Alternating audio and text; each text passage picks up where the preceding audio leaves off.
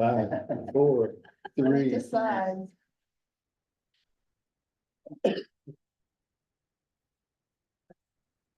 No. All right, we should be live. Uh-oh. Is the YouTube muted? And Did you mute YouTube on the browser?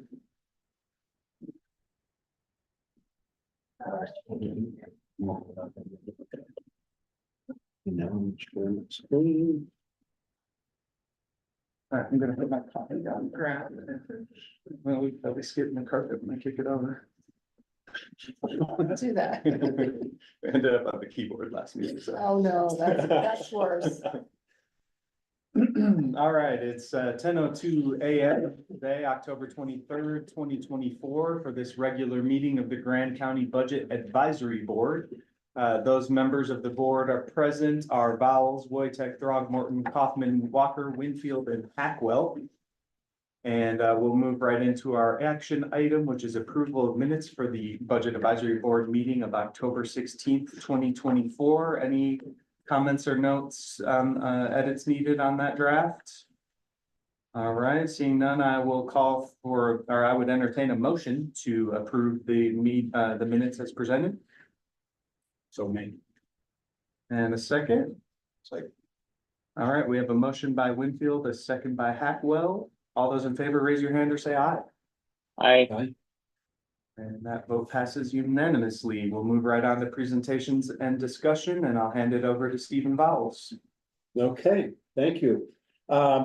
Just a little context about the Budget Advisory Board meeting, and to start with. This is, we have an agenda here to talk about some budget proposals. And the body, or the board today is really here to just review and understand these budgets. We're not here to approve or deny anything at this point. It's just to look at any considerations, constraints, complexities in the budgets as we go through the budget cycle. Now, our goal is by November 1, which is coming right up, is for this board to approve a tentative budget for commission review and approval.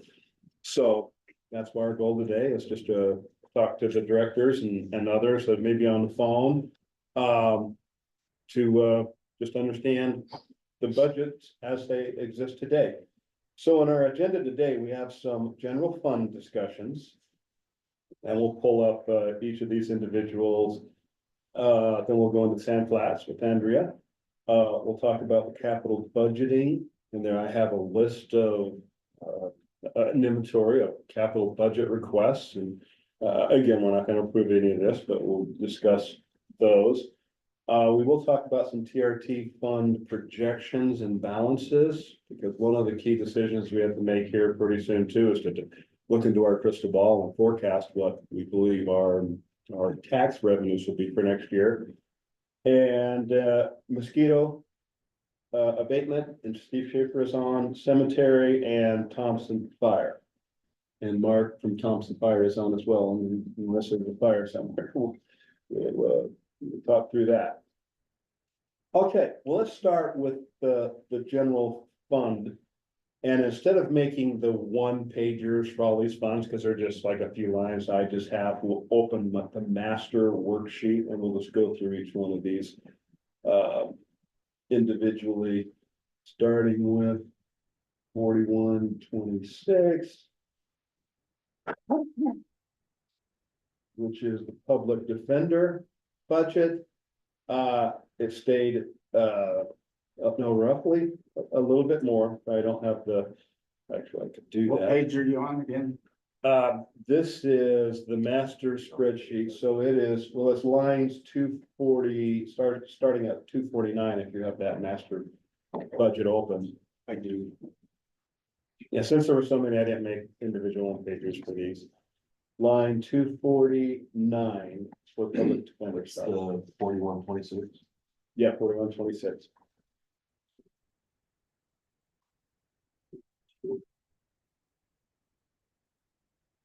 And I like to refer to those as like categories within the fund. So 4126, just as a way to use the same sort of language about how the fund is broken out.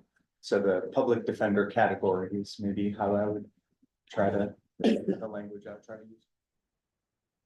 And Chris, all right, so I worked with Chris Rogers on this, of course. And I think we see the big thing that is mostly it's the same as last year, salary benefits. Other miscellaneous went up a little bit, but this is the biggest one that has changed, and that is a juvenile delinquent defender. And unfortunately, Chris is not here to describe this, so we may have to just take a note of this. She describes, this is something we've had all along, just not budgeted.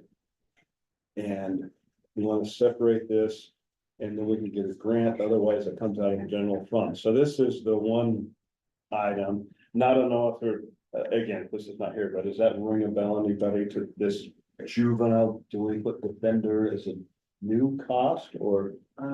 When you say Chris who? Rogers. Oh, okay. I tend to think that it was budgeted, but perhaps built into another line in there is my. But shouldn't there then be another line that goes down that's being broken out? Right, that would See make that. sense, wouldn't it? Yeah, okay, Because I do know that we've contracted with Autumn Fitzgerald to handle that service in years past, as I remember. okay. Well, on this, I think the key action right here is even, since we're questioning this, is where did this juvenile delinquent defender, where was it charged before? And if it's just a new line to this section, was moved somewhere, then that's a different thing than a brand new cost. Right, if you look at maybe the accounts payable and the account inquiries and for the law office of Autumn Fitzgerald, that might be a good clue as to where that might have been budgeted. Yeah. And I would have done that homework in advance, but I was thinking that the budget was exactly the same as last year, and then as soon as I saw this, I remember Chris calling this out, so I will follow up on this, but otherwise, this budget is precisely the same, except for that year. Go down to 4147. Surveyor. Salaries and benefits up a little bit. And actually, this is the one new cost here on 4147, $5,000 for restaking missing county section corners. So it's all staking supplies. Oh, and an ask to go to UAC. Utah Association of Counties.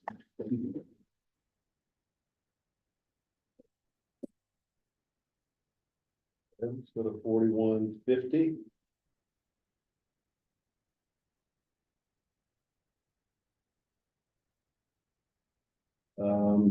I think we just missed budgeting this item from last year. I think it might be something that is left blank because it's kind of impossible to predict, and then we just Yeah. amend it up as needed at the end of the year.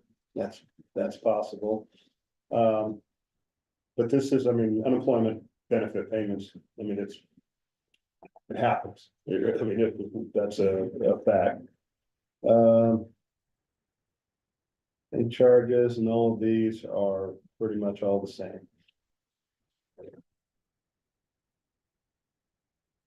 You remember the detail regarding professional and technical line in terms of just we have any more sort of I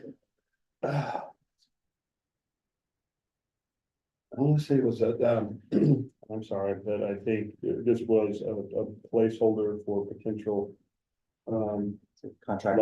contract for some litigation that, and Legal services. litigation was not made, I wasn't made privy to what that was, but a placeholder for some potential. additional litigation support. Expected, contracted legal services. The facilities line in there, 11,000, that's mainly the utilities associated with the courthouse. That would be sort of placed in this general category, rather than in any individual department category.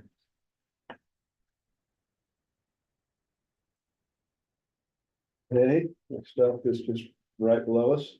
Hold on one second. Oh, Treasurer Kaufman, could you comment on the bank charges? What that kind of, sort of what those charges are? Is that like wire transfer fees or just assorted doing business with the banking? Yeah, I'm going to assume that those are the monthly charges that we get for banking services. And there's a whole range of things. Yes, things like wire transfers, just the cost of deposits, checking, all of those sorts of things. There's a monthly charge for just about everything we do with the bank. So yeah, that would be my guess on those. Thank you. Second. Okay. Ada, I would imagine this is our year-end statement. Yeah, so as it relates now, this is it's something of a placeholder, based on, an updated that, we're in the process now of, I believe the internal audit committee is going to consider a draft RFP to put the audit services out to bid for the external audit. We're currently contracted with Larson and Company. And we carried over 54,000 as at this point, just as a placeholder for accurate, budget.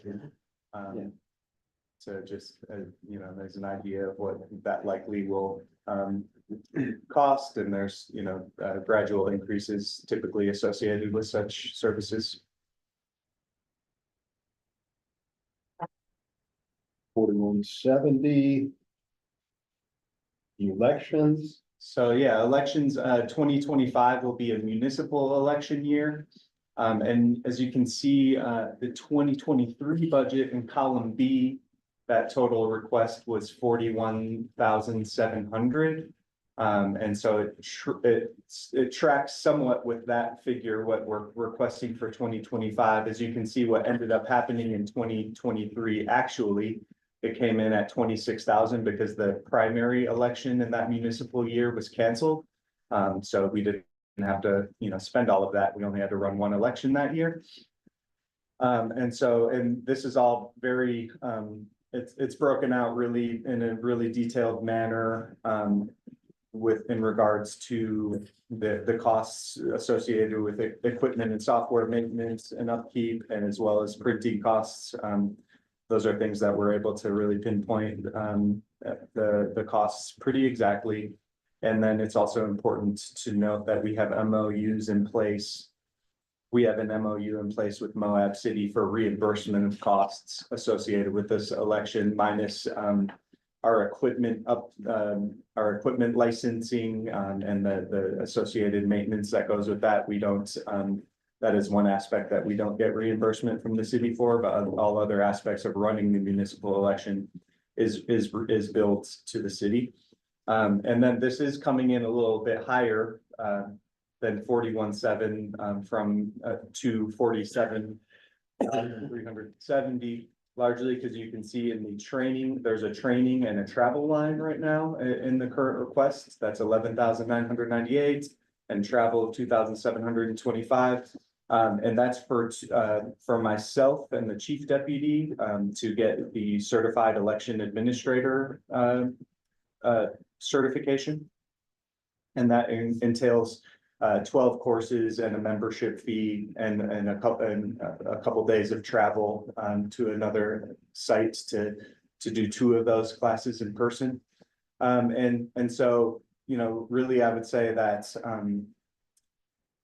I think it's safe to say that Grand County, we've been doing a really good job of, in our relationship with the other clerk offices and the lieutenant governor's office, and we're sort of establishing ourselves, especially among rural counties, as a leader in the state as it relates to elections administration. And I just want, my intention is to continue to bolster that role. I think it reflects really well on the county. And it's, you know, it's the best thing for our citizens, for us to be really at the top of our game as it relates to elections administration. Yeah, even like right now, the state is demoing and going through beta testing of a new voter registration database system.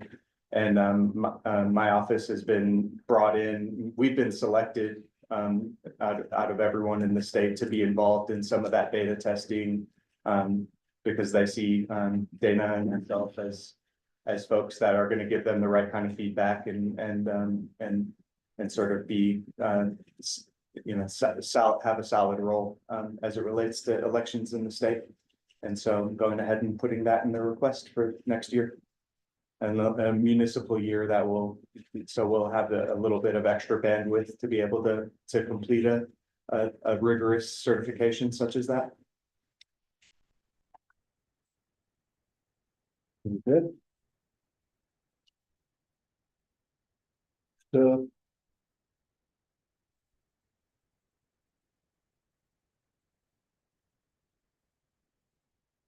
Fire control. Not the Thompson Spring Fire Control. What we've got here is just really two charges, the Verizon Wireless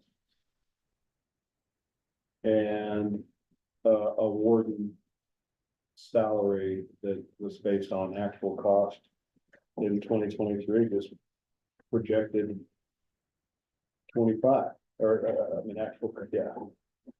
And usually the commission approves a budget that Rudy Sandoval will present to us before end of the year here. As a unique separate topic. Yeah, and it'll be really similar to that number likely. Okay. 4253. And what I'm doing here, guys, is just touching on all of the sections that weren't described by any of the department heads. Animal control. This is what we've been requested from the Moab Humane Society, 12,000 from the same last year. We're reducing this line item from the sheriff from 15 to 12 based on prevailing wisdom. That's just what we pay the city, right? Yeah. For that. So Use I the building. thought I heard that they were no longer taking calls out in the county. I think we still have to pay them to take the dogs to the shelter, right? Okay, but then if they're doing less for us, is there a drop in the budget there? Yeah, I'm not sure in regards to that. I told, so. But as far as I'm aware, no, they don't go out to the county anymore. All the dog calls out. We Give any- the sheriff's department. So. Do you think there's a follow-up there? Can I make a phone call to someone? So, Yeah. They still come to us at Sandflies. with city, Sandflies is, Yes, city, we go up to, I think the booth is city. no, We used to be.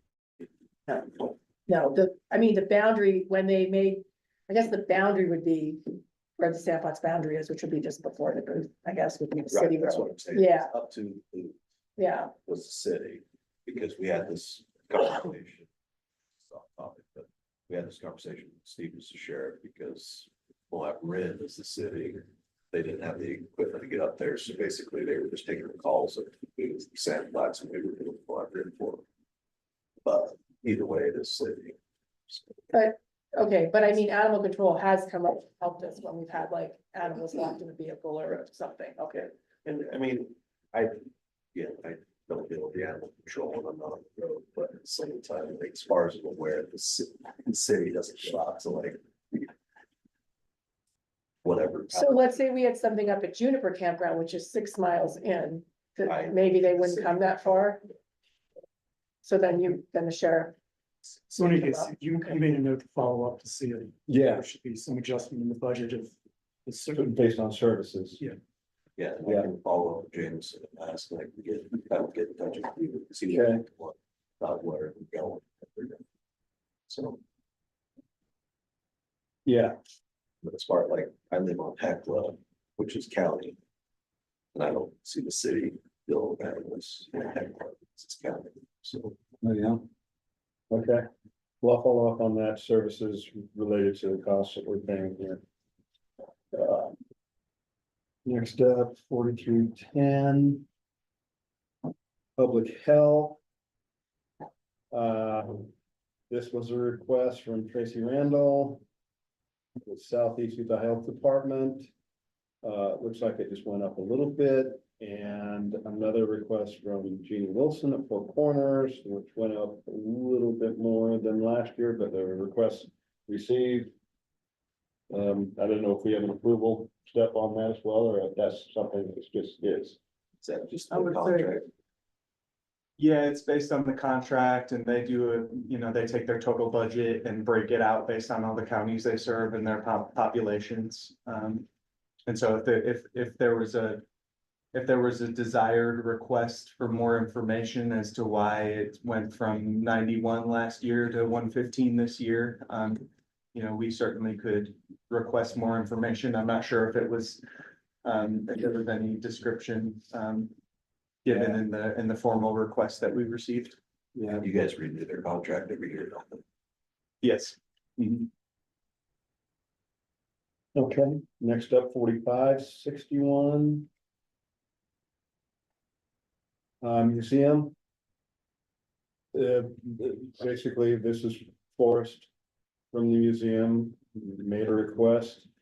For about $10,000 more compared to last year. And I guess, there was an email that it describes some communications already in August, including Jack, to this regard.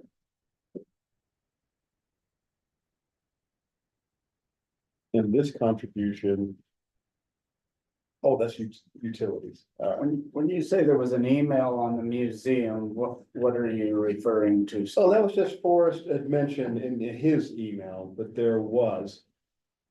We met EDD's, And you're still on the museum there? yeah, still in the museum.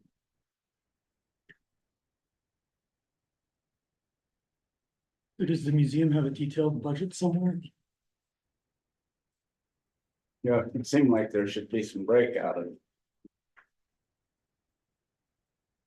I mean, I guess I'm not certain what their status is, if it's being independent of the county or. They have their own independent budget and this must be a revenue line in their wider budget. And I don't know that we've ever examined that. Maybe Jacques could. But are they? It's kind of a basic question. Are they part of the county or are they like a separate nonprofit that the county supports? I think that that's the case. Yes. I mentioned two things. Which one is the case? Yeah, I believe that they are a separate nonprofit organization. Okay, so that the county that's why we don't supports. have the breakout, because Yeah. we're just. If we want to see the details of their budget, we should attend their meeting. well, I can walk across the street and just ask for some detail there. A breakout, something Yeah. you could share with everybody on the board.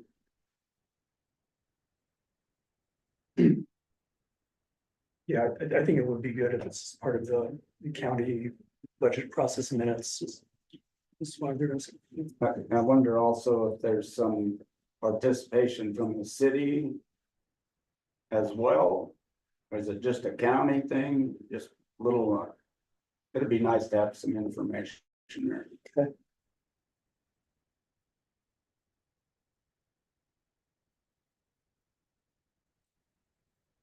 $4610. Extension services, all right, so this is an interesting one. We had, well, already the salaries have gone up from around 30, well. They want to add it, when we talked about this in the commission meeting, I remember hearing it. They want to add a new staff assistant for 35,000 to the already staffed. Per resource at 38 $350,000. So there's an additional $35,000 for a new staff assistant. That does increase the salaries and benefits. So this would be $38,350. This would be $16,100 for benefits, but it's basically doubling because of a new position request.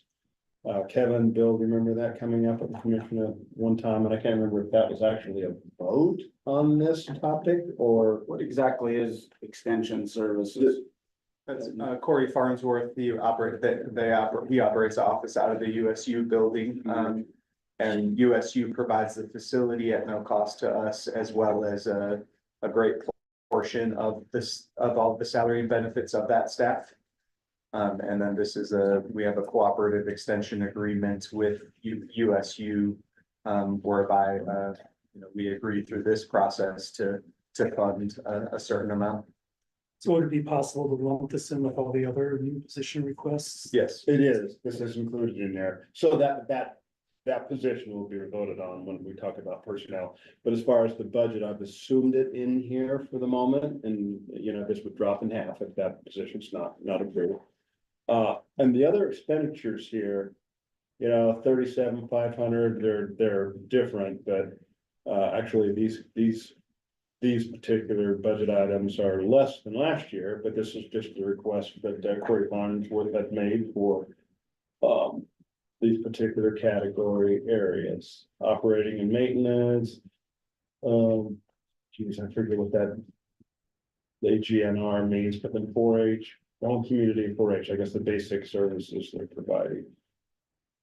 And it went down from previous years. If you look back to 2023, there's a lot more, many more account lines populated. And during last year's budget season, Corey requested that I simplify the budget as it relates to expenses that he requests reimbursement for from the county, so that it was better aligned with the budget that he works with the university. It makes it a lot easier for him to track his spending and his budget in this more simplified manner. And I'll ask a question of us right here as well. How do we measure the performance or the services provided here? Via an annual presentation from the extension office to the commission, and further clarification and follow-up that the commission might request at that time. Okay. I think that's what we have in place at this, up to now.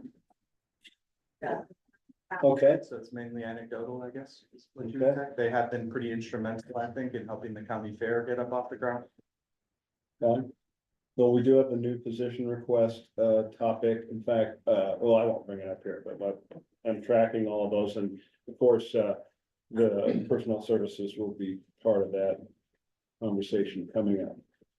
All right, next up, 610. 4820. Contributions to other agencies. I think this, and Gabe, help me if I'm here, but I think this is going to be a lot of balancing entries or maybe not, maybe, Not this one, well, in terms of like there being a revenue line associated to balance these out, is that what you mean? yeah, I guess not. These aren't really balancing, but, like Bruce Adams from, here did request this amount. Steve Caven, it's not a minus, it's some of the. Most of these are just the formal requests. Yeah.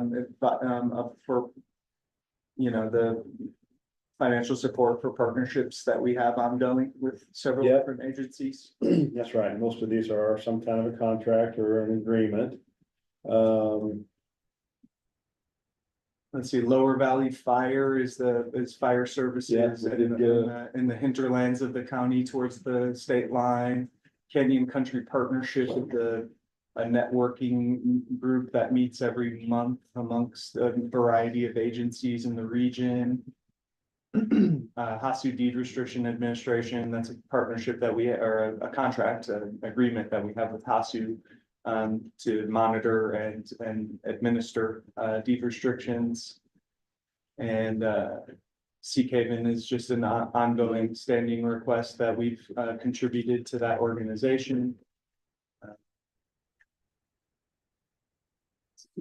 Moab Valley Fire, I think that's. You know, I would imagine that is.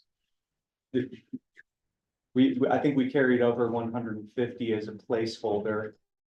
Do we know, I'm not sure if that's kind of an open book still a little bit due to the annexation conversation and how that might be adjusted, or if we're gonna be expecting to carry over that over for another year. Specific amounts that have been discussed and they're higher than that, so, yeah. Okay, I think for the purposes of just sort of getting the clearest picture possible as we get closer and closer to the end of the year, we just kind of.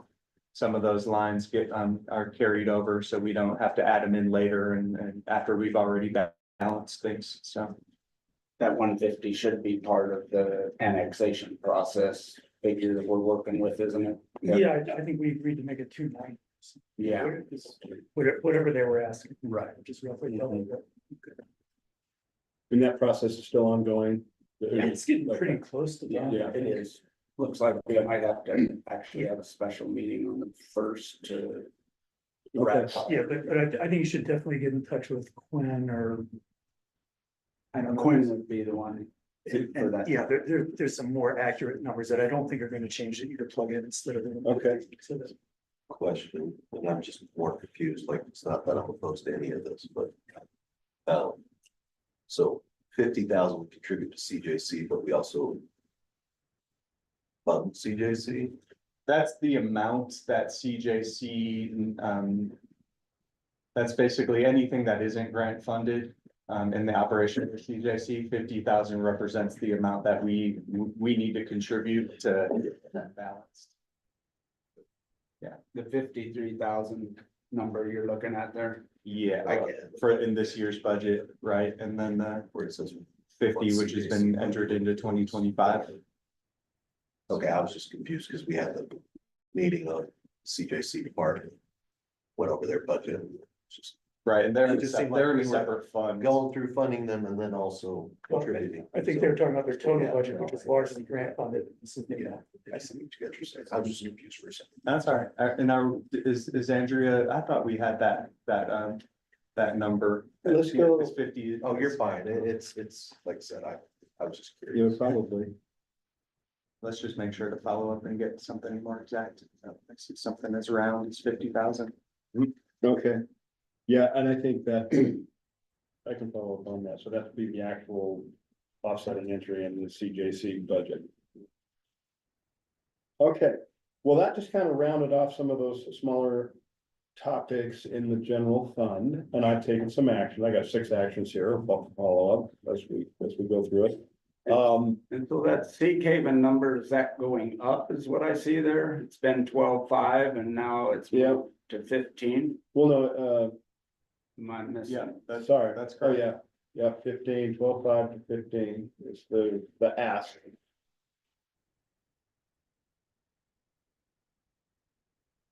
Unless a formal request from Abigail.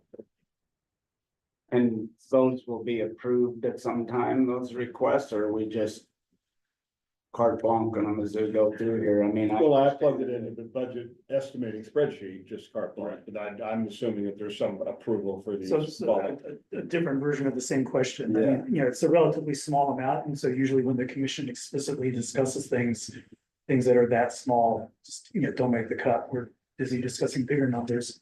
But it does make me wonder about the, you know, I don't think that any request should be just automatically approved because we don't have the time. Yeah. So that, an increase of even 2,500, that will definitely get flagged in an isolated laundry list for the commission to be aware of. But if that laundry we're list gonna has pull- 200 items in it. Yeah, it will. Yeah, But I think that's what we have to do. Right, yeah, I agree. Okay, Well- so I get, so the commission will get a packet with a big list and the commissioners can choose to Yeah. discuss ones that they're. Right. And we may explore the opportunity to do some offline surveys to, you know, take a temperature on any number of these lines. It'll be a lot of work. well, that's really kind of the next action that I have, as after meeting with us right here to understand the budget. I'm gonna try to summarize all of the unique line items that require further review or discussion or approval. The next commission. meeting. And some of these, it's clear what they're for. The Association of Counties is our participation, the SEU AOG that's got Bruce Adams' name on it. Again, that's our participation with that AOG up there. I understand those, so.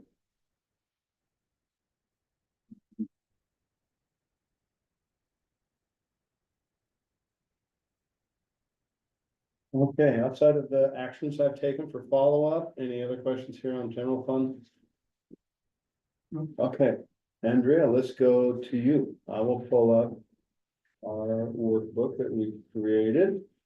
And, Andrea has put a nice little narrative down here at the bottom, and just to start with, we are really 97% of last year's budget. Andrea, I'll go to the top here and let you take it away, and I'll follow you. Before you start, is your budget entirely funded from the enterprise funding piece? Mhm, mhm. Yeah, Yeah, so- so it makes it easy, I think, for everybody. Yeah, so to clarify that for any members of the public, the budget that we're exploring right now is funded fully by fees collected, through use of the Sand Flats Recreation Area. Yes, yes. Thank you. So, some of the, regular bigger items are gonna stay the same this year, meaning like the toilet cleaning, pumping, and supplies for that, and then the Slick Rock and the Fins and Things, trail dumpster. Fees, they're gonna stay at 2024 levels, so that's nice. Printing and publishing is gonna be, at 15,000, which is also, I mean, that's further down, but anyway, I just wanted to point out those few that are, fairly big. We don't have to reprint, our big brochures this year, we still have a good supply. So we won't be spending 20,000, we'll be spending 15. So starting at the top, the things that are a little bit different, I put a little bit more in travel, because we're becoming more aware of some different conferences and training options that we weren't aware of before. Let's see, pretty much the same going down for office supplies, vehicle maintenance. I upped that a little bit because we have more vehicles now. Building and grounds the same, utilities, I think you've still got on there 7,000, but it'll probably be 5,400, because GCAT is supposed to put in 1,600 to split the utilities for the building. And Maddie said she was budgeting for that, as she did this year.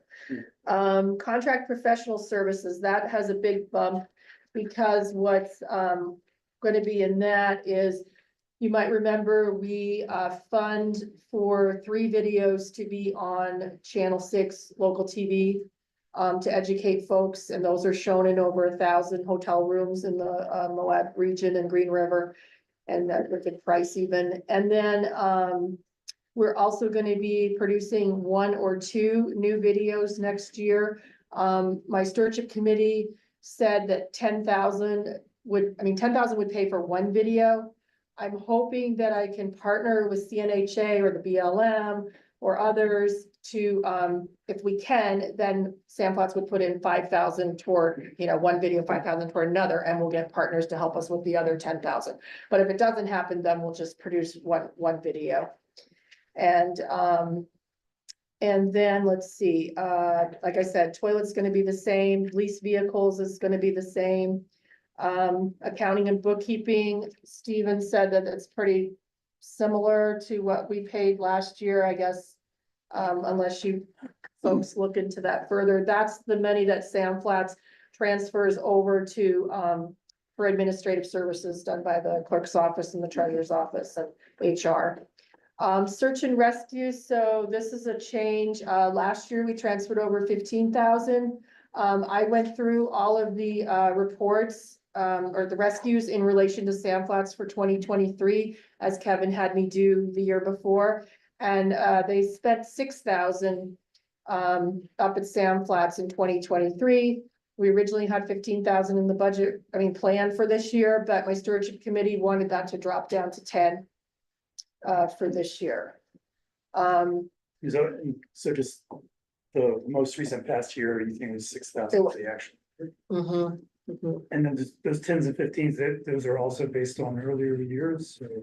Well, we were getting 10 for many years, and then last year, I believe you said, hey, let's see what this is based on. And so last year, when I calculated out 2022, it was like 12,000, I think. And so the stewardship committee said, let's give them 15. Okay, so it seems to fluctuate quite a bit year to year. Yeah, I mean, I always had the records of what they were doing, but I didn't ever calculate out the expenses until when you asked me to do that last year. So let's see, stewardship scholarship fund, the stewardship committee wanted, us to raise that to have 2,000 in there instead of just 1,000. We're starting to have our apprentices again work for us. We had a lapse in that during COVID, and so this spring was our first time in a number of years. So they thought it would be good to have a little bit higher scholarship available. And then, discretionary funds the same, Slick Rock Trail dumpsters the same, fuel. Might have put that up a little bit based on the number of vehicles, uniforms. Let's see, 2023, I might have raised that just a little bit because I've got 6 seasonals now. Printing and publishing is good at the 15,000, and that's, for all of our brochures, our PM permits, our fee envelopes, everything that we have. Insurance, that's up just a little bit. I worked with Laura Allred at HR, because I didn't realize that we weren't really covered for our sheds. The supplies in there was way low. I think there was only like 1,500. And we have like 10,000 in signs in one of them and close to 30,000 in the other, based on, because all of our brochures are stored in there. We have bikes in there. So it's now more representative, but it didn't go up much. Supplies and equipment's the same. Okay, capital improvements. What we're gonna be doing is the BLM is gonna help us fix our issue at Hawk Campground. So for many years, we've been talking about removing or getting rid of Hawk Campground. We have the Fins and Things Trail going right through it. It's, not ideal to have a major 4x4 trail going through a campground. We eliminated 4 sites last year to accommodate the new Kestrel Trail coming in there. And so this winter, what we're planning on doing is the BLM is going to help us. We are going to remove those 6 campsites and try to absorb them in other campground loops. And then we are going to add a shade structure for picnicking. We're going to add another toilet, and we're going to add parking for Kestrel. So it's going to be a picnic area for everyone. That toilet gets a lot of use from people on Fins and Things. They usually stop there, so now they could picnic if they wanted, and then we'll have nice parking for Kestrel Trail since it comes out right there. So the BLM is planning on doing the work. We get the heavy equipment operator from the BLM for 2 weeks every year. We pay for materials. We don't have to pay for labor or fuel. And so they believe they can do that for about 60,000 with the materials. And then the 250,000 would just be sitting there. If we get the RAISE grant, then this would be some seed money to show that, that we're serious about the project. And I know the road department last few years has planned to put in 250,000 as well, if we were to get that grant. Inventory 6,500, that's up quite a bit because we're planning on getting surveillance cameras for our booth. New ones another one for the outside for inbound, and then one for inside. Campground host programs up just a little bit because we have to stay in line with the BLM stipend, because they're actually under the BLM for insurance purposes, but we pay the stipend out of our funds. And then staff training, thanks to GCAT, we've become more aware of other training opportunities, so I wanted to bump that up a little bit. And then restoration and revegetation is the same. So anyway, that's my rundown. Any questions? Very good, Andrea. I like Yeah. your Well, well-run ship. How much is in like the reserve fund? We've got about, Oh, we looked at that, yes, yeah. 500, a little under 550,000 in the reserve. And then I know that fees increased recently. Are you collecting more than you're spending each year? Well, we're up, yes, well, so we're up 11% to date. Revenues. revenue wise. But we're having a little trouble getting a handle on visitation. We think we're actually down a little bit in visitation. Because based on, okay, so when I did the fee change, I was using 2019 levels and I was saying with this fee change, we would bring in like 175,000 a year. So, we're not bringing in that. So, because we should be bringing in like 26% more, but we're only bringing in 11% more. So this year, I think we may have to dip into that fund balance for about 40,000. If everything pans out the way we're projecting.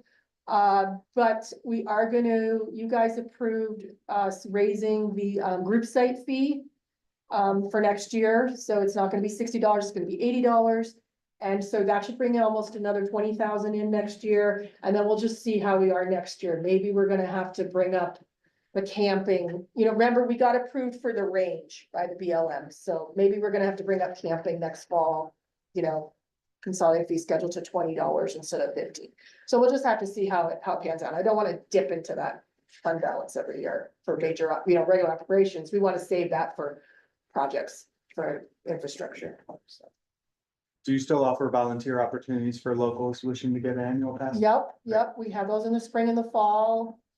And we have 2 to 4 of those a year. And actually, when Trail Mix comes up and does things up there as part of like their Monday, you know, evening things, we give passes for that too. When the Motorized Trail Committee has events, we will give passes to those people too if they don't have them. So. And you only get 2 to 4 a year, as you say? Well, we do like ourselves, we do like one in the spring, one in the fall for sure, and then we might do another 1 or 2. But then when those other groups come up and do it, then we will give out the passes too. So that's another opportunity to earn an annual pass. Do you have any idea? I get what I was thinking, that was how many annual passes giving out to volunteers. Do you have any idea what that number is? Well, it's in there that I'm not supposed to give out more than 80. Oh, It's actually written in the fee schedule. So, yeah. We capped it a few years ago. I think when Ruth was here, she's like, you should have a cap. So, Very good. Any other questions for Andrea? All right, Andrea, thank you so much. oh, thank you. appreciate it. All right, next on the topic is capital budget fund. Or capital projects, I guess we'll call it. And now what I've got some balances here, available. But then what I've really done in this is I've inventoried all of the capital project requirements that have come up during this budget process. And this doesn't mean this is an all-inclusive list, because I didn't go out and, you know, poll all department heads to say, hey, do you have any capital projects? But the ones that came up over the course of project are right here. Well, let me start by saying, you know, we do have a fund balance of 6.3 million in the capital projects fund. And let me maybe just explode this a little, let me mark this up. And, you know, so here's just some of the, we've talked about HVAC, we've talked this, all of these up, well, facilities maintenance is the top section. So Sean has, in the yellow are highlighted, expenditures. These are the Star Hall roof. 70K, 25 of which could be covered by insurance. Courthouse HVAC, 61K, 21K by insurance. Library HVAC, no insurance, 80K. Posta HVAC, 34K, about half covered by insurance. And I can go through this list, but before I even just go through the whole list, I'm really just creating an inventory here because I don't think it's really the budget advisory board decision to approve these. Each one of these things needs to get commission approval. So I guess the question for us before I even go through this, what would our desired objective be for going through capital project lists? Just to understand it, or would we want to actually reauthorize some of these things for next year? I guess my only comment is just making sure it's as complete as possible. And so that the commission can see the full array of requests and if there needs to be decisions based on funding some rather than others. That can be with the full picture in mind. I think it might be, I mean, some of, like, if we've got an HVAC unit that doesn't work, you know, has to be replaced, and so I don't think that's.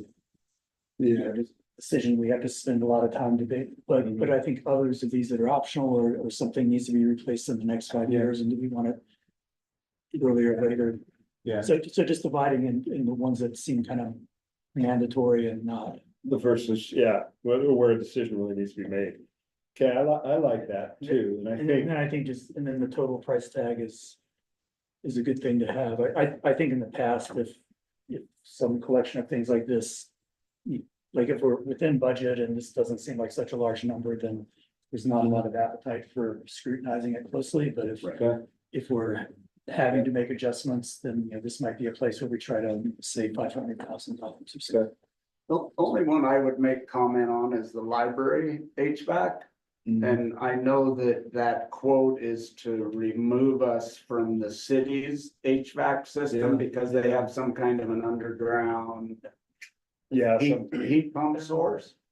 But the city is currently repairing that heat pump source, and so I'm not sure if, I think that there should be some communication because it might be an expense that's already being dealt with and we can leave it alone. Now, I could be wrong. I just know the city is working on that system.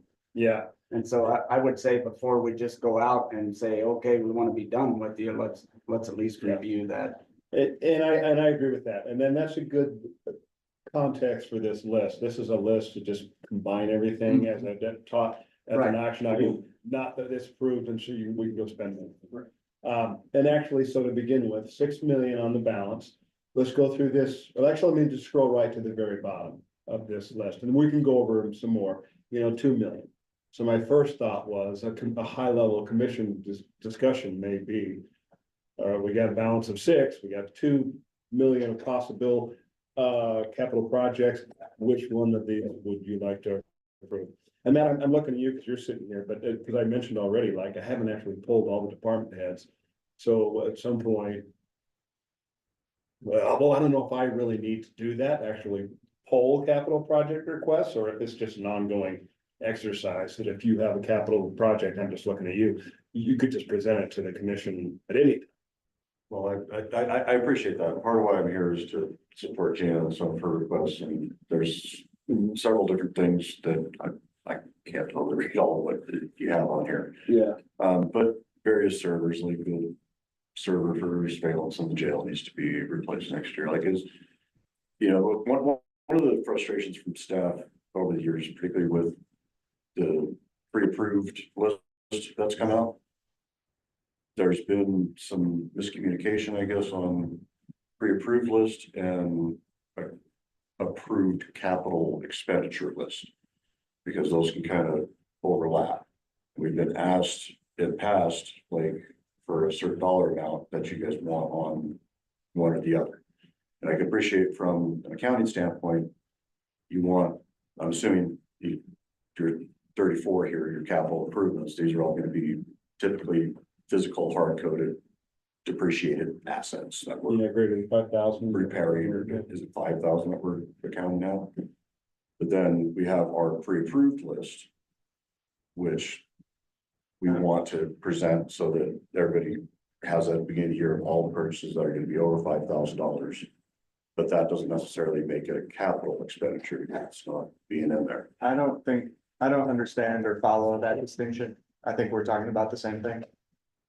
Like the pre-authorized capital expenditure list is the pre-approved list.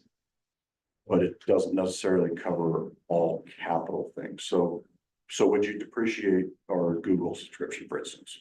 It's 27,500 for the year, I think, right around there.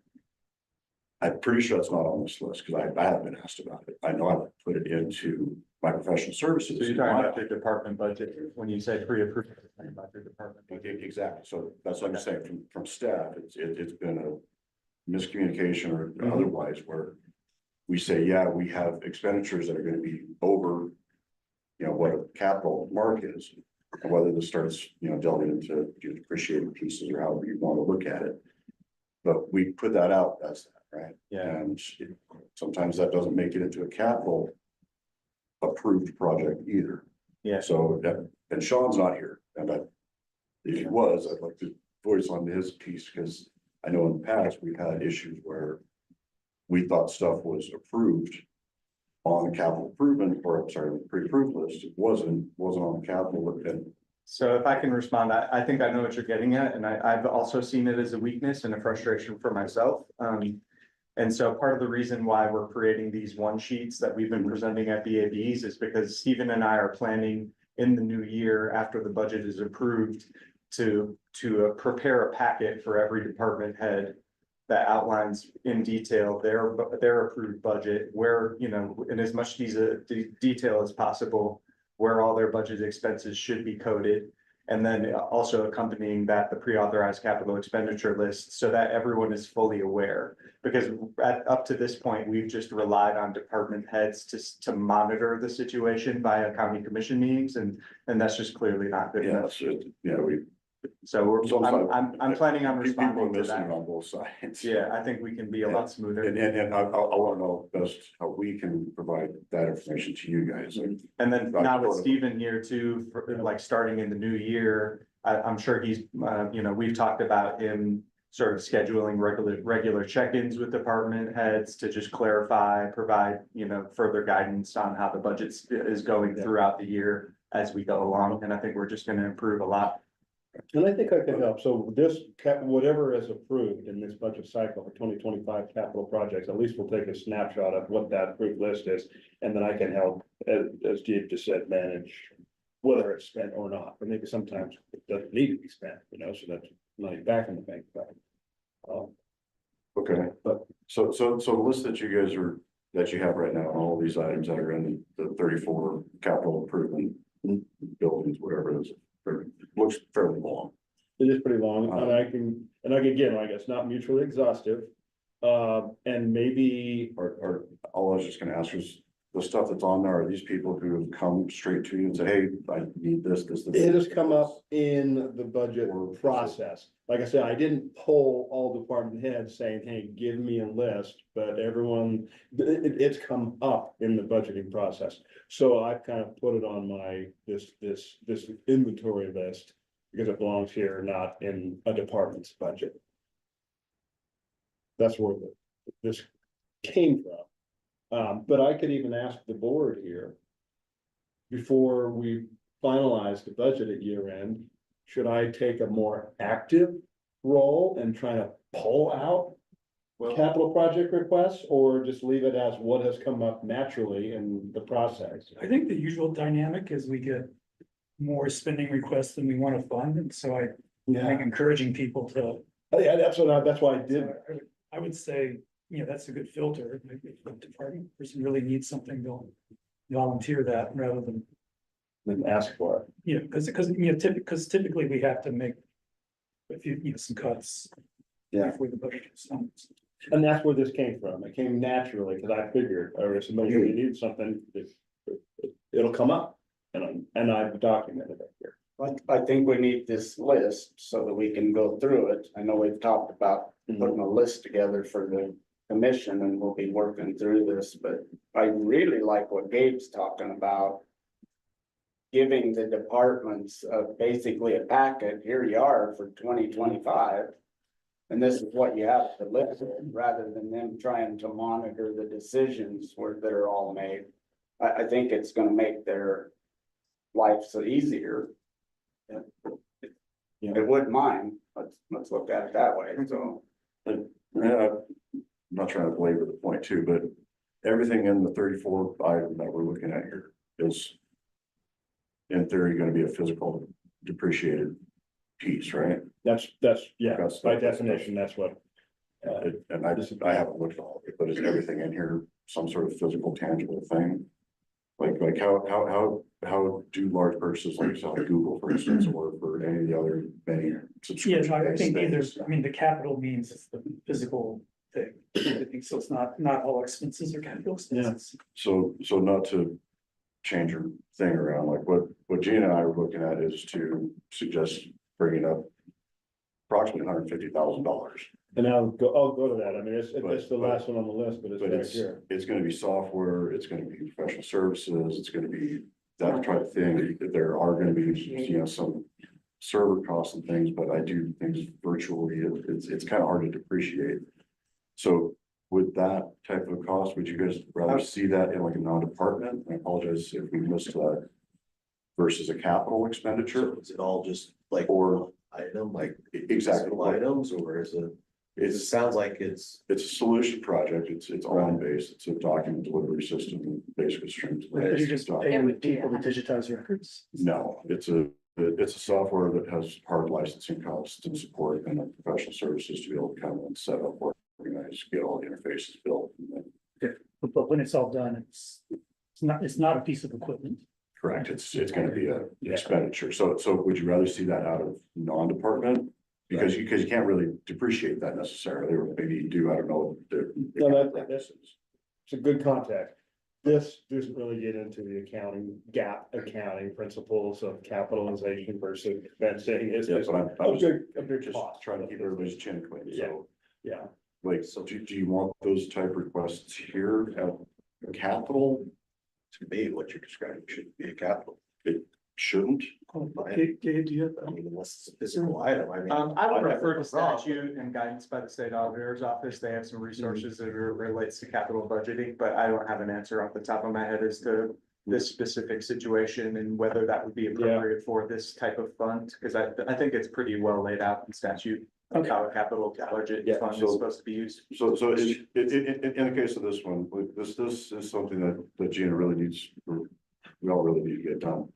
But this would digitize documents and be able to provide that to not only look at the staff and otherwise for essentially starting with the recorded documents, but then we can also look at, things with commission or anybody who's really handled documents anyhow.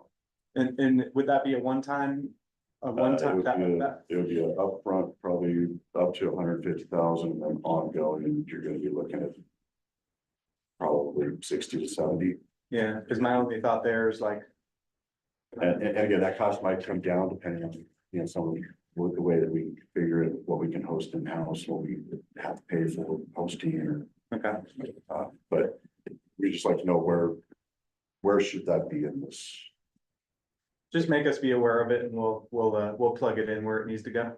Does that sound good? $150,000 for Gina. Yep. There's the Great, plug. please. Gina, why is your budget 150,000 more? Because Matt said. Just kidding. But the sheriff, you do need to replace the surveillance server. and- Yeah, that was on my budget as a capital project, as we go for this.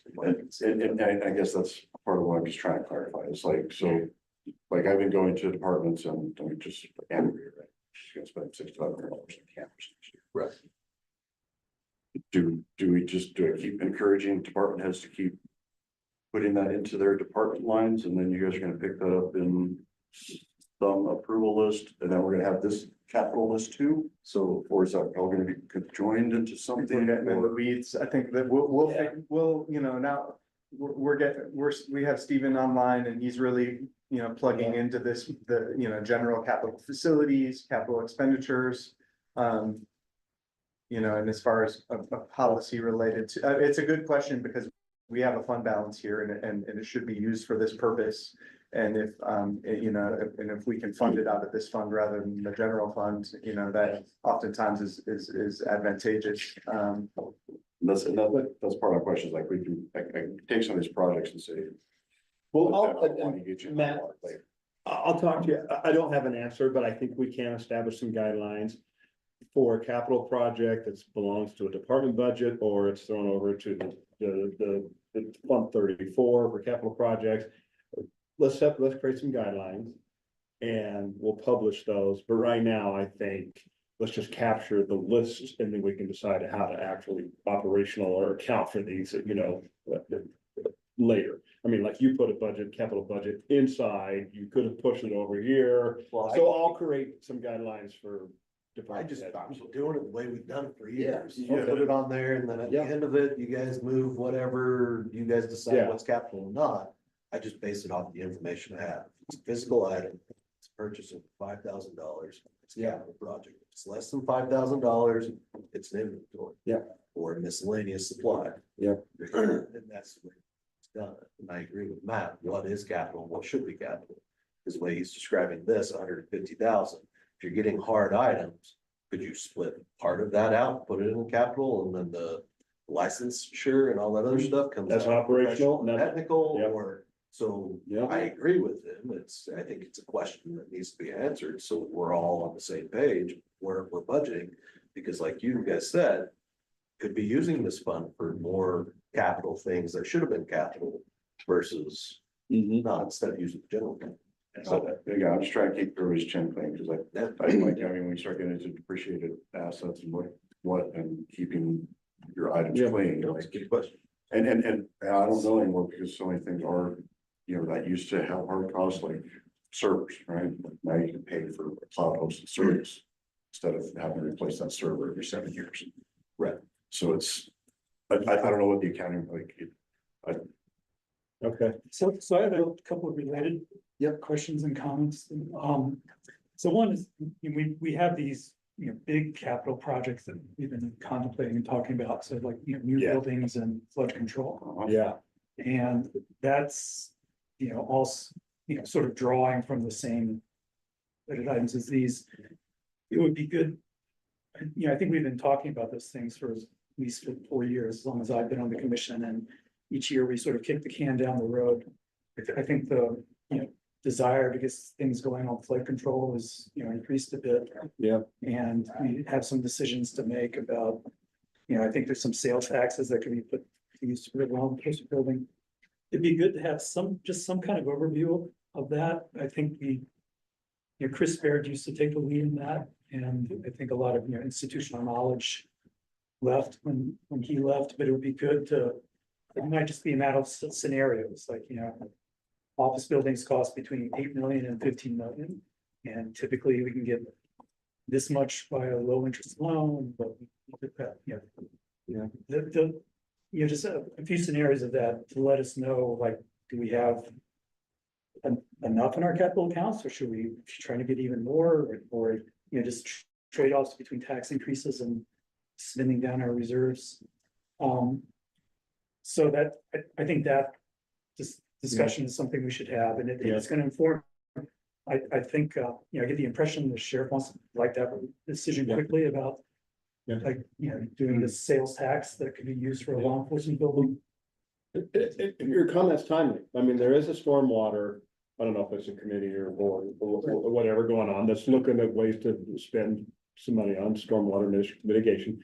We just met yesterday with Alicia on a facility needs assessment committee that is looking at the requirements for all facilities, but it was prompted in big part by Jameson's want for a new public safety building. So, but we do have a plan to define the requirements, define a plan, look at options, and then approve this in the next 2025 budget year. But the way it might affect this conversation is, if you scroll up, we've got like $6 million in some account labeled capital account. Yeah. And here's a request to spend $2 million on miscellaneous items. Yeah. If we thought, if we knew that capital account had more than, the most we would need for the big things is 3 million, so we'd have this money to spend. Fine, but if on the other hand, it's like $6 million lower than it needs to be, that might want us to, spend a little bit less on the smaller cut. So that's the kind of information I'm looking at. A second related question is, during COVID, we got some, very generous grants from the federal government. There are a few different ones, but some of them had no strings attached at all. And we never really had a discussion in the county as about how we wanted to spend that money. And instead what happened is it all got shoved in some capital account, because that was a easy thing to do for it. And I guess what I just want to avoid is that becoming some kind of capital de facto decision, that, 3 years ago, without much thought, we just stuck it into some fund labeled capital fund and we'll decide later how to spend it. And then time goes by and people have forgotten and just say, well, it's in a capital fund, we can only spend it on capital things. Yes, I think we need to have that conversation, but just, I guess the point is, we can put money into capital funds and we can take it out. So it's really all reserves. Yeah, I agree with, I understand what you're saying, but I would also like say that, when I get a tax return in the spring, I don't go, oh, I have this check now, I'm gonna buy a hot tub with this whole check. I put it in my savings and so that my overall financial picture is healthier, And so I feel like I look at it kind of that way when we get a big allotment from the federal government in that way. Right, but I still think there's. I think the fund that the money got put, stored in. Has set some context about how we are expecting that money to be spent, and I think it's. Maybe, 20% of it should be taken out for, some other things. It isn't technically capital, but. Like, maybe we want to fund some for this position for 2 years that will do a lot of good. That's the kind of thing. I think this came up with, economic diversification, we want to fund.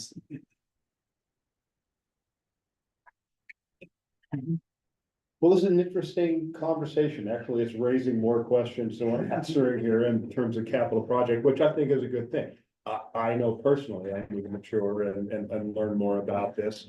So let's stay out of the weeds at this moment and have this become a continued working session with the commission and the budget advisory board. But right now, the topic is, I have captured all of the requests that have come up naturally through the budgeting process.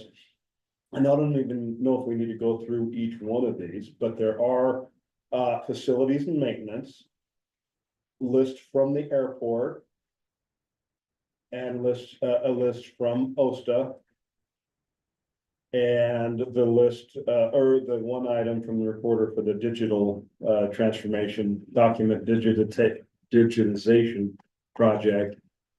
This is presently on our list, but at some point before the budget's over, I'd like us, the commissioners to actually approve what is high priority and what is needed, so that we can plan to spend that money in the future. And then I think we will continue to mature this capital project accounting and budgeting process as we go through to help give guidance as to Matt's question and maybe just to put a more bright focus on what is truly capital project planning and spending to take advantage of the money that we have saved for this. And stormwater and facility management are two key areas as well. And there may be, and I keep looking at you because you're sitting there, but I know even just talking to you in the hallways, like there's probably security enhancements, across the building that could be put on here as well. Yeah. Okay. Well, are we okay with that level of conversation here today, that these line items will be approved by the commission? Right now, it's an understanding of what we have collected to date. And when it gets to the commission, will there be like a paragraph on each one? Just kind of Yeah, I would say anything that absolutely, it needs a little more justification. This is an inventory at this point, line items. I think if the Gina, Angie, Tammy, and Sean should be describing these and presenting the priority and justification for each one of them. So just to show, maybe now isn't the time to discuss it, but it sounded like you're saying there was going to be ongoing annual costs for this option, which. Correct, that's part of the question is like, should we be bringing it up more in like department type pieces, even though the cost far exceeds into, what is considered capital? Well, we have discussed this. I remember having a discussion around this department and the need that there's some pressure on to get digitized. Am I saying it correctly? And I know that we've had that discussion, so. I just don't remember it coming to a conclusion. Yeah, I don't either, but I do know that I can see there's some upfront equipment costs basically, and then there's gonna be ongoing that's gonna increase our department's budget. Well, this particular one would benefit our other county offices as well. Yeah.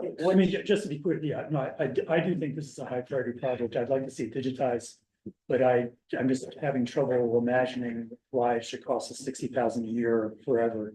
It's Once- the online, it's partially because of the availability to get it online. And having that availability. It's licensing costs. Yeah. Yeah, but that just seems excessive.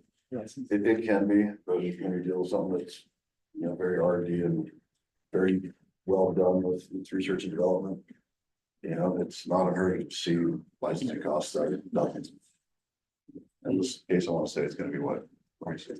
For the 25. Would we go through the bid process, Based on- competitive bidding process here as well?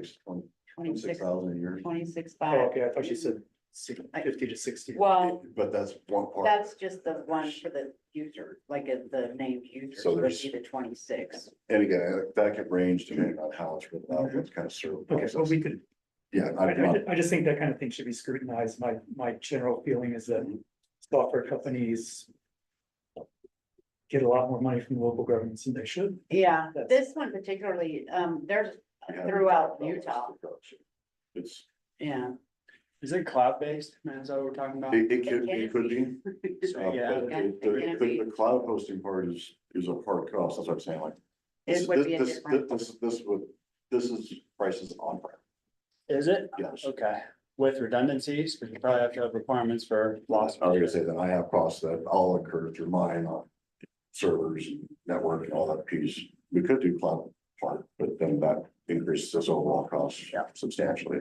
This licensing cost is just straight licensing cost. But yeah, I'd be happy to sit and chat with you on the parts. If you want to be. Okay. All right, well, let's agree that we have an inventory here and that we need to justify or present these in front of the commission. What's the next step? And I apologize, I can't read all that stuff. Sean's not here. I don't know if it's on your list, but is there stuff in there for security controls otherwise, particularly around the courthouse? Cameras, I don't think it would be in, where do you, Strike it would probably be in Sean's, but I don't think it is. And that's why when you first showed up here, I thought maybe you were here to actually, that's, no. So the overall security is not even included in here at this point. We might as well, since I'm just keeping an inventory, let's just talk to me and let's just, if you want it in there. It's leading capital to improve them, it should probably. Yeah, say it would be here and it would be focused on the courthouse and the bus barn and otherwise. Yeah, because that's Mhm. building wide, that's improving the building, So it's gonna be attached to here. My opinion, but I guess we have to define what's capital. My opinion, that would be. And I'm not gonna have a hard cost for you right now, but if you put a line item in there, at least something. Get you I'll come talk to you about it. a better. Let's put a line item in there.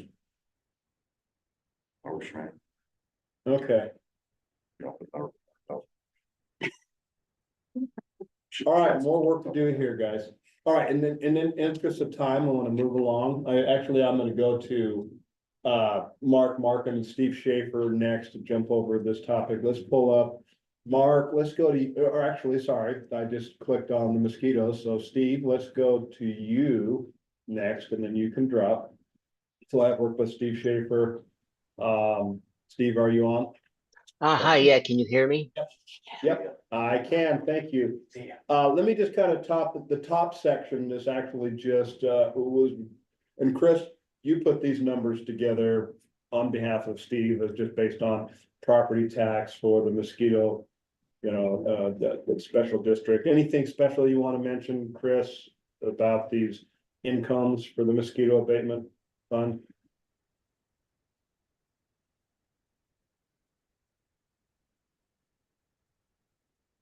All right, and that's, Chris, I don't know if you're on mute or just maybe not paying attention, but anyway, let's go through that was just property tax for mosquito. Let's come down to the actual expenditures.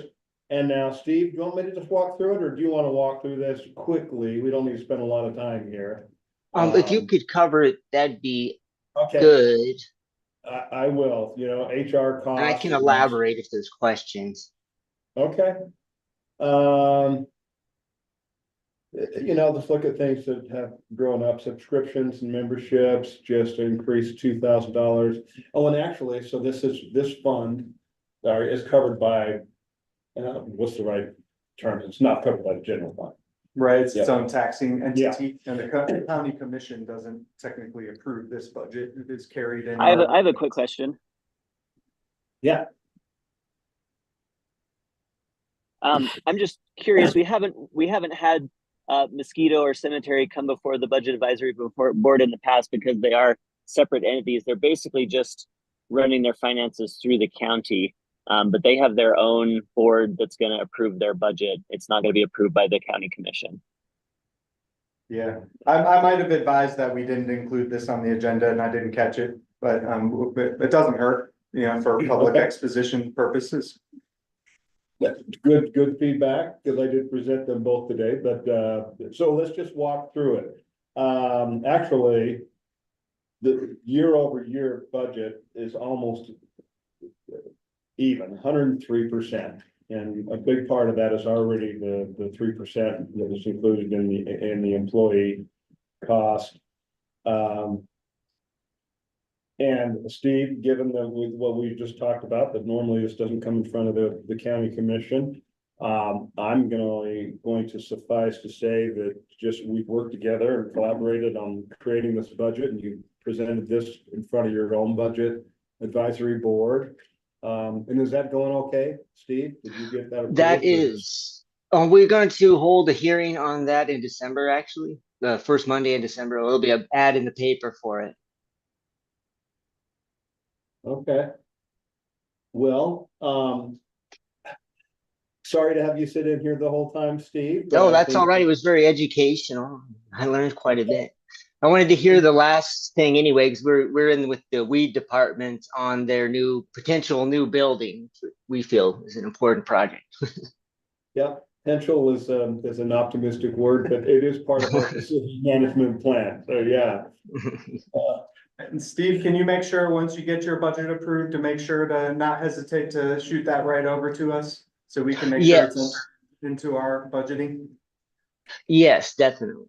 Thank you. All right. Bye, everyone. Very good. Thank you.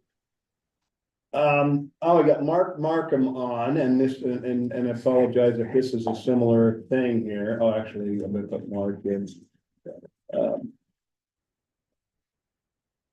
And is what is that, 70?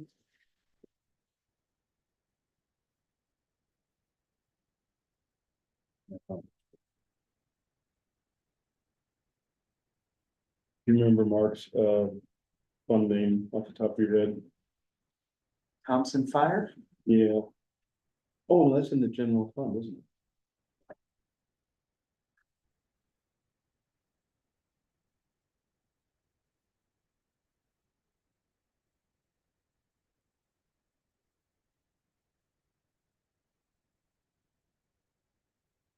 I just gotta pull up. Hey, Mark, do you know what your fund name is? 20. Oh, 20. Never mind, I'm going to it. It's all right. And, all right, here we are. All right, Mark, can you hear me?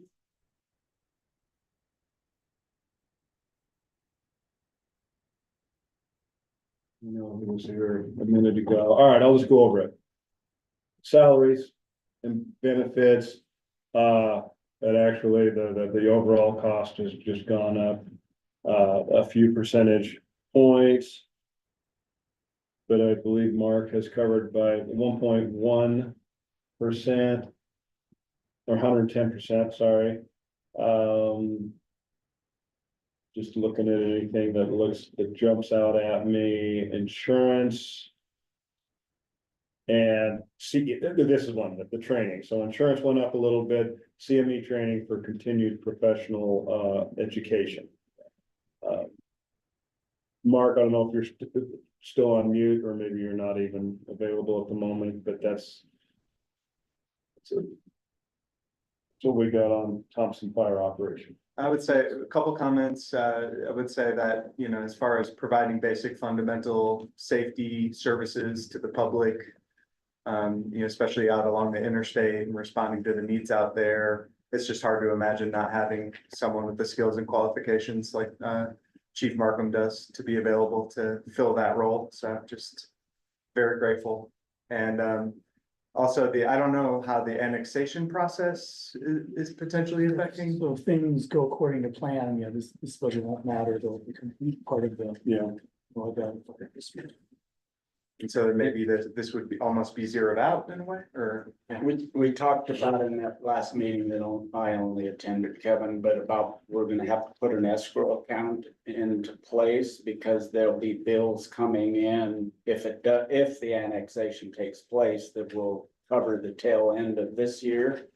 And so there'll be a escrow account set up, and Stephen and TJ and Chief Markham were all kind of discussing that, so that there was to cover those debts that might come in later after this annexation.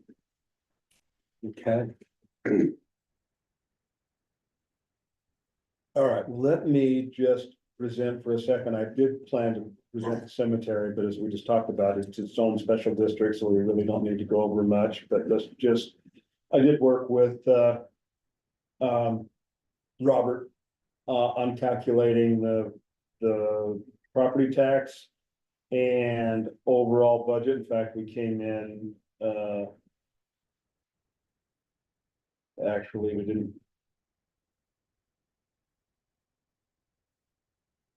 I'm gonna say it's spot on, but I don't see the grand total down here. But again, let me just come to the top and scroll down. Pretty much the same salaries, benefits the same. In fact, I think it is exactly the same across the entire board.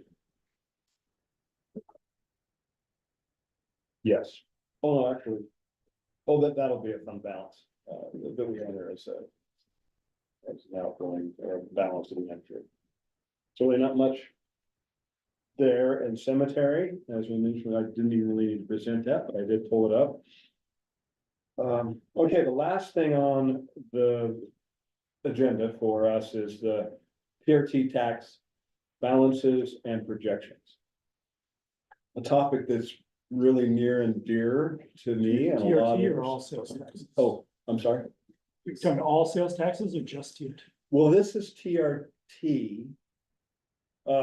For this topic, because we do need to spread that out, because it's a funding source for, you know, economic development and others.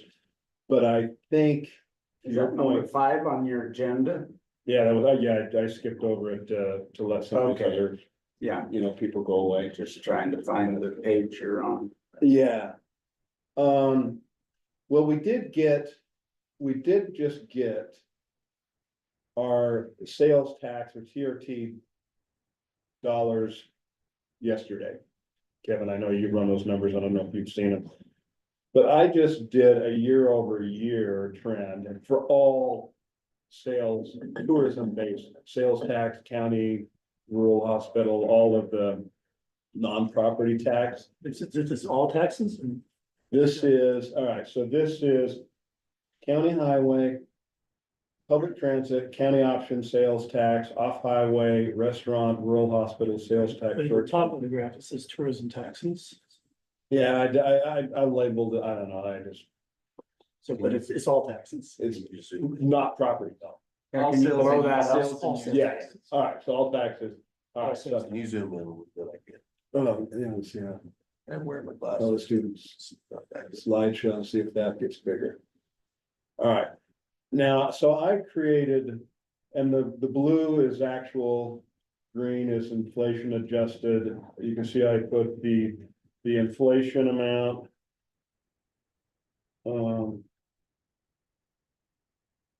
Right here, you know, 6.7% inflation, 6.5%. That's why blue versus green, it just shows the effect of inflation. And again, this is just another graph of the historical dollars. My point being, we have to decide what to project for next year. I mean, if you look at this over here, I mean, it just looks pretty flat without getting too technical in this. Let me just go to the next slide and we can always come back to it, but this is. Okay, the- just be, can you go back to that? one? Yeah, yeah. So the important thing you did, those are multiple different years. So this is a multi-year. Yes, loss. this is a multi-year. Not a year. Okay, and so we're seeing, so the dip is COVID and then the. Oh, that was, yeah, that was COVID, And now that it's was gonna bounce fall. back. Okay, just make sure I'm understanding. And actually, when I talk, so the actual revenue since 2020 and beyond looks pretty flat, but when you adjust it for inflation, you know, we are actually, Right, but for Losing. budgeting, we're interested in actual revenue. right? yeah. This is a reference thing right here, a graph, but this one is important to know that year over year only. You know, in January, we were up 103%, we were 91%, 100 in March, 143 in April, and these are the actual months that And we this is collect all the tax. taxes or? Yeah, again, all those taxes, And this is 23 versus 24. 23 to 24. But this is a little bit misleading because taxes tend to be much lower in January, so falling a few percent short in January is insignificant and being much higher in April, so Mhm. I think this seems a little screwy to me because our tax revenue throughout the year is so uneven. And so anyway, Yep. Well, presenting, and actually these numbers like they come right off of I think it's called TCAP or something like that, TCAP. But I guess what's important to note here, when I was looking at starting our budget cycle in July.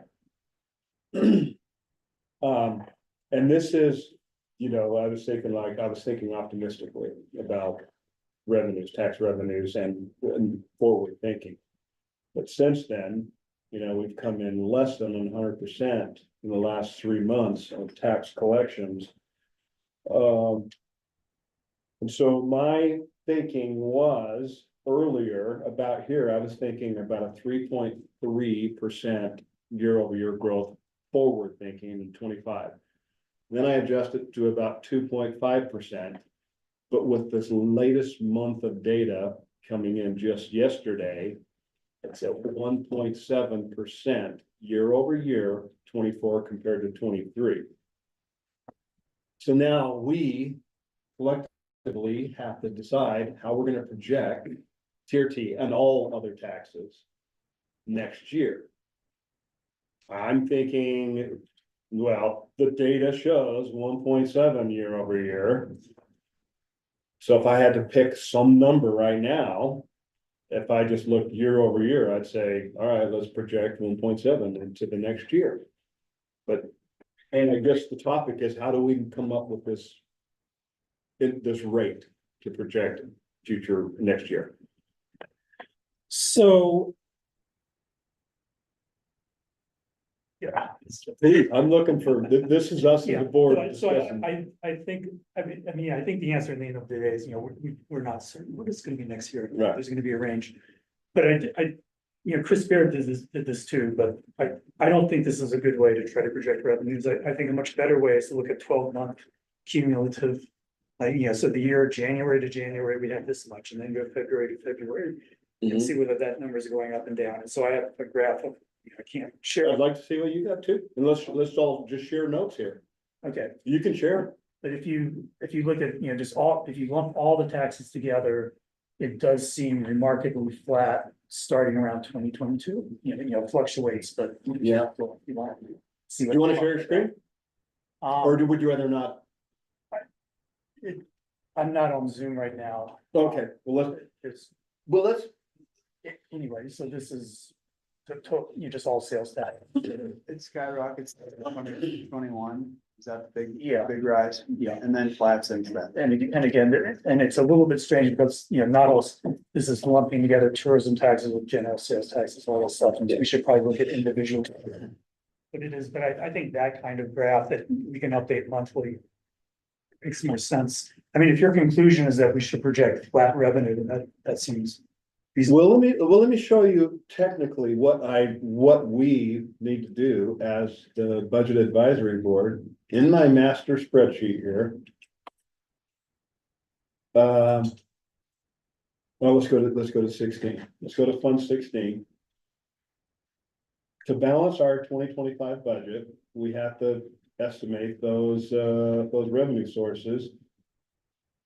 And so right here, for the amount of TRT dollars that will be presented to tourism promotion, it's 37%, or actually it's 30% of that, and 7% of the 37% goes to film. So we have to plug in the number, and the only way we can do that is to take, you know, the current and multiply it by some factor. Right now, this factor is at 2.5, because I did this a month ago, and the latest number. 2.5 means a 2.5%. So close. Yeah, so 1025%. So to come up with the revenue for our budget, we have to either make it flat times 1, or my current estimation of what using yesterday's income for year over year was 1.7, so I can take our current times 1.017. But somehow we have to put a number in for next year so we can balance our budget. So the question, regardless of what graphs or charts we look at,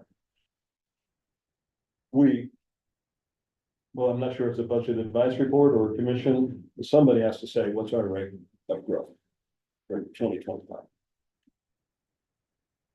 Or is it flat? Or does that be 0? Yeah, whatever the number, we've got to come Yeah, up with. we gotta that come up with that projection.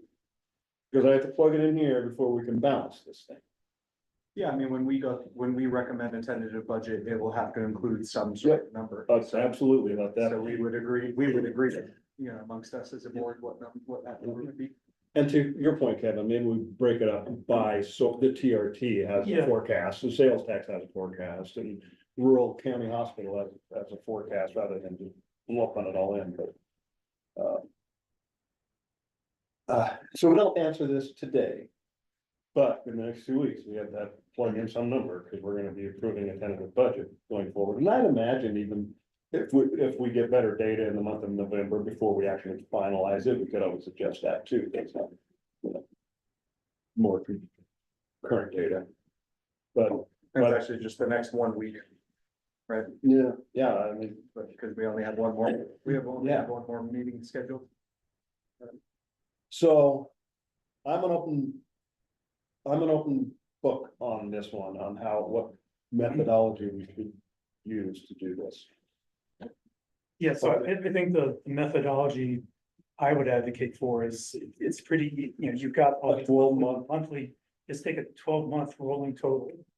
And so, you know, right now we know like October to October last year, and you can look at that line, and if it's roughly flat, then you know, project flat growth. If it's seems to be flat, you know, you need to be careful, because there are definitely, you know, month to month Yeah. variations in that. Well, that's what I was gonna suggest too, is a 12-month rolling total. So, yeah, year over year. Well, here's another question. Should we just do year over year, or should we do year, No, the because past 3 years? I think you should do a 12-month rolling total and look back. Yeah, at least back to 20, you know. Or no, that's how. 22, it was kind of post anomaly. Yeah, My feeling is that we still, oh, sorry, sure. No, you're fine, go ahead. My feeling is that we're still needing more data to really establish what the post-COVID era looks like as far as our local economy, and I tend to still want to factor in the dotted line on Stephen's first draft that goes back pre-COVID and shows maybe some very modest slight growth rather than dead flat. So, you know, what maybe Stephen said 1.7 is the current, I would tend to lean towards going with something more like a 1.7 or a 1.5. But I'm certainly, I see the value and the logic behind just going with the flat growth. well, I think, I do think we should distinguish the tourism taxes from the general sales taxes, and On I that- think the general sales taxes. I think they're growing, yeah, a lot faster than that, maybe 3 or 4% or something. But I think the tourism taxes are roughly flat. Okay. For the last couple of years. Okay. And we could take a closer look. Okay. But I think in both cases, it makes sense to just plot this 12-month rolling total, and we can go back to 2019 or 2018 at that. Well, we have all the data, so now it's just messing around in Excel. So I'm hearing, separate all the taxes and do a 12-month rolling, average on a graph. But then I first heard 2022 to 2024, because that doesn't include the spike, or, Well, I mean, I Should think we we go can go back backwards? further. I mean, I don't disagree with Gabe that, it's been a weird few years. yeah, And I think 2022 was, artificially high, and 2020 was artificially low. But not a blanket growth percentage projection for across tax types. Yeah, no, I think our general sales taxes have been trending very differently than the tourism taxes. yeah. So we shouldn't treat those the same, I think. Okay. But then I guess I'm also arguing against using a method that was used by, your predecessors, that you look at the month to month for December 24 versus December 23. The problem with that is that the winter months are really low. And so if you're 30% above last year in the winter months, that doesn't actually help you that much. Whereas being, just 10%, a few percent lower in the busy months counts for a lot in those Yeah. graphs. Well, that last graph I did show. It's not weighted, it's not really weighted. It is, sorry, that wasn't that one. This thing right here was month over month, Right, yeah. so comparing August this year to August Yeah, last so year. this is the one that I'm arguing against. That you don't I like think this. that's not good because it's not, what we need to do is weight the busy season more heavily than Yeah, the light season, and this graph doesn't do that. yeah, okay, well, then what I'm hearing, no, go ahead, Bill, I wanna hear I've it. got a question. Can you give us a projection of what all of the budget requests? If we go with what everybody's asked for, what are we looking at? Are we looking for an increase of 2%, 5%? Where are we at? We could do it, I say right And I now, don't need it right now, but it would, Can we say? it is what you Can would we say- expect, it's high right now. Yeah. We're gonna have to cut. Can we say we can get something to the Yeah. board by tomorrow or Friday to like what? before the next meeting. And then I know that last year, Kevin, maybe you can correct me, but I think that we over budgeted by like 750,000 because there's typically an underspend. Yeah, 800 is usually the Oh, number. okay, Yeah. I knew it was some number because then we can kind of start honing in what we've got to do in my mind. Yeah, we're getting to really Okay, close to yeah, that. I'm not rushing you. I just Okay. know those were numbers that helped immensely last year. Right. All right, well, I'm gonna do two things. I'm gonna propose two things. One, I will give you the percentage increase of expenditures. With as much detail as possible, but at a high level, just so we know, where are we growing? I'd imagine we're probably 5, well, without even saying a number right now, let me just do the math. But expenditures are growing, but that's a natural course of the budgeting cycle. But people ask for what they need and then, fit it into the budget. Then I'm gonna run a 12-month rolling revenue chart separating all of the taxes out. I'm gonna do two periods or two timeframes, 2017 to 2024, then a 2022 to 2024. And just present this data for us to look at. But at some point, we're just gonna look at our crystal ball and say what we think it's gonna be. Is there some value in breaking out all of the taxes at some point so that we can see hospitals up I am 2% gonna or break it TRTs down? Yeah. And then the combined, I mean, I do agree that putting them all in a basket and seeing where we are, it has some value, but I would also like to see them individually.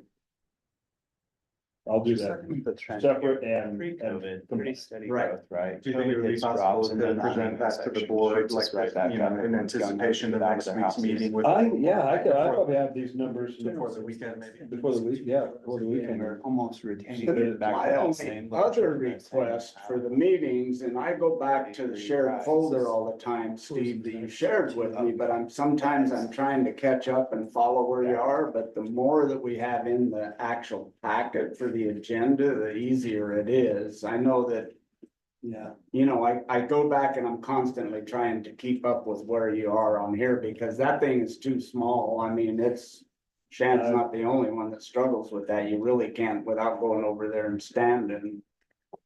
You know, you can't really dive into what those numbers are. Yeah. All right, well, I made the call today since there were so many little teeny sections. Yeah, no, I'm fine with it. I'm not complaining. Yeah, no, but I didn't, generally, I like to get an individual one pager, as I call it, for all things. And I don't think we're gonna have any other meetings like It's all today. good. I wrapped up all of those little small sections today. Maybe I just need to get new glasses. I was hoping that when we got out of the presenting out of the budgeting software, that we would address it a little bit, but we still got work to do. Yeah. Yeah. Well, and just as some context for forward thinking, or maybe it's already in the future considerations topic. I know our budget's already over budget. So this week I'm gonna be sending an email out to all of the department heads saying. In light of current revenue forecasts coming in lower than, or almost flat. Budgets are heavy, so we need to start some voluntary cuts. I'm asking everyone to start looking at identifying those voluntary cuts, because it's gonna have to happen. We might as well start getting that at below us before we have to make a cut, because we'll need to make a cut before it goes to the commission. So, you know, we're doing our job as the board, and then things are on the fence about, we can submit to the commission. So you're gonna do that this week? I'm gonna send an email out this Next week. week's meeting. I don't think that those will be, I don't think that that'll be included in the tentative that we forward. I don't think that there's time for that, but you know, it's convention for the budget advisory board to present a tentative budget that says, you know, we forward this budget that we've reviewed. And you will need to approve cuts to this budget to get it 800 in the red, because that's our typical convention. So it's just going to suggest that this is the budget that we've reviewed. And you know, that it will need X amount of cuts, and then we'll start working those voluntarily. Yeah, there's not enough time for department heads to, you know, to wrangle all those cuts and then include them in the tentative. Well, that's what the question was, is because you're gonna do the request for cuts in the budget, but we still have to we're going over position requests next Yeah. week. And then you've got your capital list that we were looking at. Yeah.